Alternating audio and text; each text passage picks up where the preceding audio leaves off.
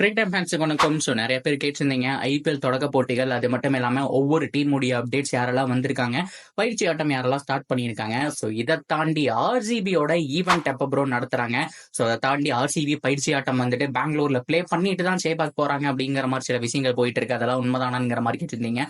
So அதனுடைய எல்லா விஷயமும் இதெல்லாம் பார்த்து தெரிஞ்சுக்கலாம். அதுக்கு முன்னாடி ஃபர்ஸ்ட் டைம் சேனலுக்கு வரீங்கன்னா மறக்காம சப்ஸ்கிரைப் பண்ணி சப்போர்ட் பண்ணுங்க. அப்பதான் போற வீடியோ எல்லாமே டக்கு டக்குனு வந்து சேரும். சரி வாங்க வீடியோக்குள்ள போலாம். First of all IPL date lock பண்ணிட்டாங்க. March 22 RCB versus CSK. ஆக்சுவலா சிஎஸ்கே வர்சஸ் ஆர்சிபி தான் சொல்லணும். எந்த டீம் ஹோம் மேட்ச் ஆடுறாங்களோ அவங்க நேம் தான் ஃபர்ஸ்ட் வரும் இல்லையா. ஸோ அந்த வகையில சேப்பாக்ல ஆர்சிபியோட ரெக்கார்டு ரொம்ப போரா இருக்கு. 2008லயோ 10லயோ ஒரே ஒரு தடவை தான் ஜெயிச்சிருக்காங்க. ஸோ தொடர்ந்து இப்ப வரைக்கும் டாமினேட் பண்ணிட்டு இருக்கிறது சென்னை சூப்பர் கிங்ஸ். சேப்பாக் அவங்களுடைய கோட்டைங்க. ஆக்சுவலா இவ்வளவு தூரம் வந்துட்டு அவங்க மூவ் பண்ணி வந்திருக்காங்க. ஒவ்வொரு சீசனும் சூப்பரா பெர்ஃபார்ம் பண்றாங்க அப்படின்னா அவங்களுடைய ஸ்ட்ராட்டஜியே அதுதான். ஹோம் மேட்சஸ் வந்துட்டு மோர் மேட்சஸ் அவங்க வின் பண்ணிடணும். ஸோ அதுக்கப்புறம் வந்துட்டு நடக்கிறத பார்த்துக்கலாம். ஸோ நம்ம குவாலிஃபை ஆகிறோமா, ஸோ அதுக்கப்புறம் செமியில் ஆடுறோமா, ஃபைனல் ஆடுறோமா, அதெல்லாம் முக்கியம் கிடையாது. நம்ம குவாலிஃபையர் நம்ம ஃபேஸ் பண்ணணும் அப்படின்னா ஹோம் மேட்சஸ் மேக்ஸிமம் வின் பண்ணணும் அப்படிங்கிற ஒரே ஸ்ட்ராட்டஜி தான். ஸோ மேக்ஸிமம் 4 to 5 மேட்சஸ் அதில் வின் பண்ணிடுவாங்க. அவையில் அட்லீஸ்ட் 2 to 3 மேட்சஸ் வின் பண்ணா கூட ஒரு 6 மேட்ச் 7 மேட்ச்லேயே கம்ஃபர்டபுளா உள்ள வந்துருவாங்க. சில டைம் கிட்டத்தட்ட 10 மேட்ச் 11 மேட்ச் வின் பண்ணி ஸோ டாப் ஆஃப் த டேபிள்ல இருப்பாங்க. சிஎஸ்கே பொறுத்த வரைக்கும் அது ஒரு தாரக மந்திரமா இருக்கு அப்படிங்கிறதுல எந்த விதமான மாற்றம் கிடையாது. அப்படிப்பட்ட சேப்பாக் கோட்டையை ஆர்சிபினால இந்த தடவை அசைக்க முடியுமான்னு கேட்டா அப்கோர்ஸ் சான்ஸ் இருக்குங்க. ஸோ அந்த அளவுக்கு பேட்டிங் யூனிட் இருக்கு. ஆனா பவுலிங்கை பொறுத்த வரைக்கும் பியூர் ஸ்பின் பவுலர் வேணும், நிறைய பேர் வேணும். மயங்க் தகர், கரண் சர்மா இவங்க கிட்ட இருக்கிற ஆப்ஷன் வந்துட்டு போதுமானதா இருக்குமான்னு கேட்டா சிஎஸ்கேவை கம்பேர் பண்ணும்போது கொஞ்சம் ஸ்பின் யூனிட் வீக்கா இருக்கு அப்படின்னு தான் சொன்னோம். ஸோ அந்த பக்கம் பார்த்தோம் அப்படின்னா மொயின் அலி, ரச்சின் ரவீந்திரா, ஜடேஜா, சான்னர் அப்படின்னு சொல்லிட்டு சூப்பரான யூனிட் இருக்கு. ஸோ அது போக பிரசாந்த் சொலங்கி, தீக்ஷனான்னு சொல்லிட்டு பியூர் ஸ்பின்னர்ஸும் வச்சிருக்காங்க. ஸோ அந்த அளவுக்கு ஸ்ட்ராங்கான யூனிட். ஆனா இந்த அளவுக்கு இந்த பக்கம் சொல்ற அளவுக்கு பெருசா இல்லைன்னு சொல்லணும். எப்போ ஹசரங்கா, சகல் இவங்களெல்லாம் வந்துட்டு மெகா ஆக்ஷன்ல கழட்டி விட்டாங்களோ ஸோ அதுக்கப்புறம் வந்துட்டு ஆர்சிபியோட ஸ்பின் யூனிட் சொல்லிக்கிற அளவுக்கு இல்ல. இருந்தாலும் பார்ப்போம். பிகாஸ் வந்துட்டு ஃபர்ஸ்ட் பேட்டிங் மாட்ல, அதாவது ஃபர்ஸ்ட் பவுலிங் எடுக்கிறாங்க அப்படின்னா சேசிங் அப்படின்னு வரும்போது ஸ்பின்னர்ஸை சூப்பரா ஆடக்கூடிய பேட்ஸ்மேன்ஸை ஆர்சிபி வச்சிருக்காங்க. ஸோ அந்த ஒரு வகையில ஹோப் இருக்கு அப்படின்னு தான் சொல்லி ஆகணும். லைக் ஒரு ரஜத் பட்டிலர், ஒரு ஃபேப் டு பிளெஸி, ஒரு விராட் கோலி இவங்க எல்லாருமே ஸ்பின்னர்ஸா செமையா ஆடுவாங்க. அண்ட் கேமரூன் கிரீனுக்கு ஒரு அளவுக்கு போரா இருந்தாலும் வில்ஜாக்ஸ் வேற லெவல் ஆடுவாருங்க. தினேஷ் கார்த்திக் எல்லாமே கம்ஃபர்டபுளா ஆடுவாங்க. பட் இருந்தாலும் மேக்ஸ்வெல் மாதிரியான பிளேயர் எல்லாம் வந்துட்டு ஜட்டுக்கு எதிராக தடுமாறி இருக்காங்க. ஸோ என்ன வேணாலும் நடக்கலாம்.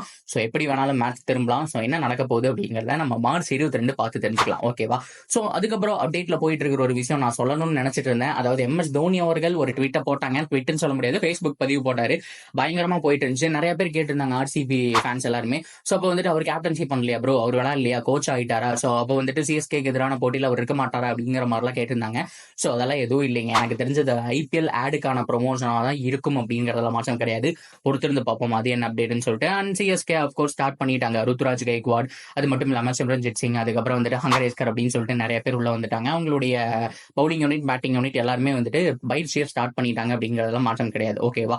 இது எல்லாமே கம்ப்ளீட்டா இருக்கட்டும். ஸோ மெயின் டாபிக் வருவோம். ஆர்சிபி ஃபேன்ஸ் ஆவலோடு கேட்டுட்டு இருந்த ஒரு விஷயம், பயிற்சி ஆட்டம் எப்ப நடத்துறாங்க, அது தனியா ஈவெண்ட் மாதிரி நடத்துறாங்களா இல்ல ஸ்ட்ரெயிட்டா சேப்பாக் போயிடுவாங்களா அப்படிங்கிற மாதிரி கேட்டிருந்தீங்க. ஸோ என்ன பொறுத்த வரைக்கும் மறுபடியும் ஈவெண்ட் நடத்துறதுக்கான சான்ஸ் இருக்கு.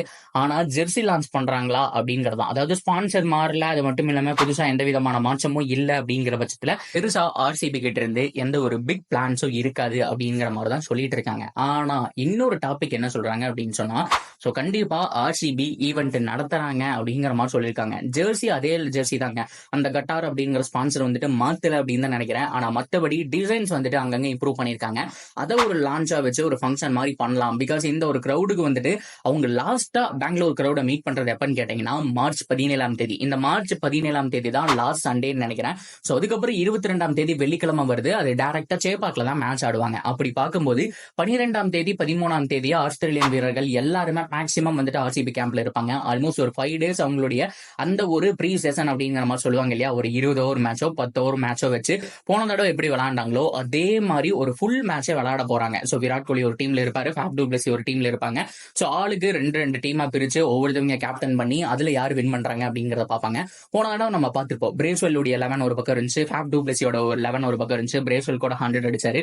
ஸோ அந்த மாதிரி ஒரு மேட்ச் நடத்திட்டு ஸோ ஃபைனலா அந்த வார கடைசியில அந்த சண்டே வருது இல்லையா, அந்த சண்டே இன்னொரு ஸ்பெஷலும் இருக்கு. அதாவது மார்ச் 17 சண்டே இன்னொரு ஸ்பெஷல் என்ன அப்படின்னா விமன்ஸ் ஐபிஎல் உடைய ஃபைனல். இன்கேஸ் ஆர்சிபி ஃபைனல் போயிட்டாங்கன்னு வச்சுக்கோங்க, இப்ப நல்ல பொசிஷன்ல இருக்காங்க, சூப்பரா விளையாண்டு இருக்காங்க, அந்த டாப் 3 அச்சீவ் பண்ணி ஜெயிச்சு ஃபைனல் போயிட்டாங்க அப்படிங்கிற பட்சத்துல சோ ஃபைனல் மேட்சையும் பார்த்த மாதிரி இருக்கும். சோ அது மட்டும் இல்லாம பார்த்தோம்னா அவங்களுடைய ஈவெண்ட்டையும் நடத்தின மாதிரி இருக்குங்கிற மாதிரி பிக் பிளான் பண்ணியிருக்காங்க. இது எல்லாமே எதை டிபெண்ட் பண்ணி இருக்கு அப்படின்னா விமன்ஸ் ஐபிஎல் ஃபைனல் அதை டிபெண்ட் பண்ணி தான் இருக்கு. அது இருந்தது அப்படிங்கிற பட்சத்துல மெகா ஈவெண்ட் மாதிரி பிக் ஸ்கிரீன் வச்சு எல்லா பிளேஸுமே ஒன்னாக்கு வந்து மேட்ச் பாக்குறதா இருக்கட்டும், கிரவுண்ட்லயே கூட டெலிகாஸ்ட் பண்றதுக்கான சான்ஸ் இருக்கு. அப்படி இல்லாத பட்சத்துல வேற மாதிரி மாறிடும்ங்கிறதுல மாற்றமே கிடையாது. ஒரு நார்மலா முடிச்சு விட்டு போயிடுவாங்க. சோ எனிவே பயிற்சி ஆட்டம் இருக்கு. அதாவது நீங்க ஈவெண்ட் எல்லாம் போய் பார்க்கணும் அப்படிங்கிற அவசியம் இல்லை. யாருக்காவது விருப்பம் இருந்துச்சு அப்படின்னா பயிற்சி ஆட்டம் சான்ஸ் கிடைச்சா போய் பார்க்கலாம்.